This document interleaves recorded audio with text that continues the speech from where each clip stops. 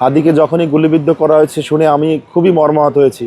আমি প্র্যাকটিক্যালি তাকে দেখিনি, শুধুমাত্র ইউটিউব বিভিন্ন চ্যানেলে, খবরের পত্রিকায়, মিডিয়ায় তার তার সুন্দর সুন্দর কথা শুনছি।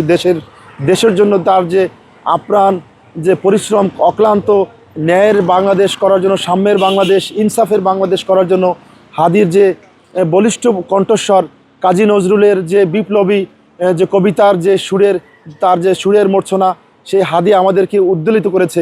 সেই খুলনা থেকে আমি চলে এসেছি শুধু হাদির গুলিবিদ্ধ হওয়ার কারণে তাকে দেখার জন্য, এক নজর দেখার জন্য। আমার সেই সৌভাগ্য হয়নি তাকে দেখার জন্য। আসলে হাদি আমাদের জন্য আমাদের স্বপ্ন দেখিয়ে গেছে।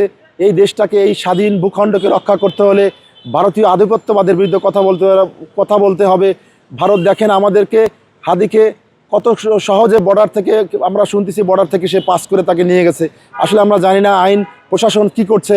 তারা শুধু মাস গেলে শুধু বেতন ভোগ করছে।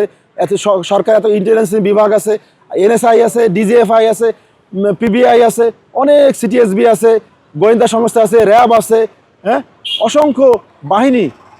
অথচ সেনাবাহিনী যত বাহিনী আছে, অথচ তাদের একজন খুনিকে ধরতে পারে না। টানা তৃতীয়বার অর্জন করেছে দেশের সেরা সুপার ব্র্যান্ড স্বীকৃতি বসুন্ধরা টিস্যু।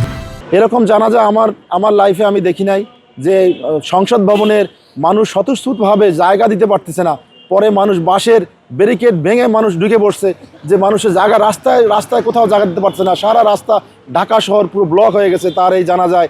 লক্ষ লক্ষ কোটি কোটি মানুষ জানাজায় উপস্থিত। এই সংখ্যা তো মানে গুণে শেষ করা যাবে না। অসংখ্য মানুষ হাদির জন্য আজকে জানাজায় উপস্থিত হয়েছে। লাস্ট কয়েকদিন যাবতই আমি হাদির এইরকম মৃত্যুতে আমি নট অনলি আমি, আমার পরিবার সহ সবাই খুবই শোকাহত। এরকম একজন ব্যক্তিত্ব, এরকম একজন মানুষ আসলে আমাদের বাংলাদেশের জন্যই আসলে দরকার।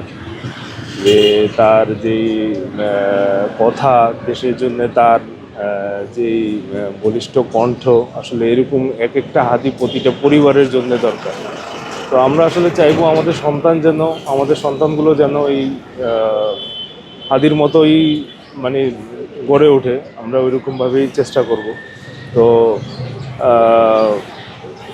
আজকে সকালবেলা আসলে এসেছি, যখন ফজরের নামাজ পড়তে উঠলাম, হাদির মৃত্যুর পরে থেকে আসলে প্রতিটা নামাজের পরেই তার জন্য অনেক দোয়া ছিল আল্লাহর কাছে, যে আল্লাহ তাআলা তাকে যেন বেহেশতে নসিব করে এবং শহীদি মৃত্যু দেয়।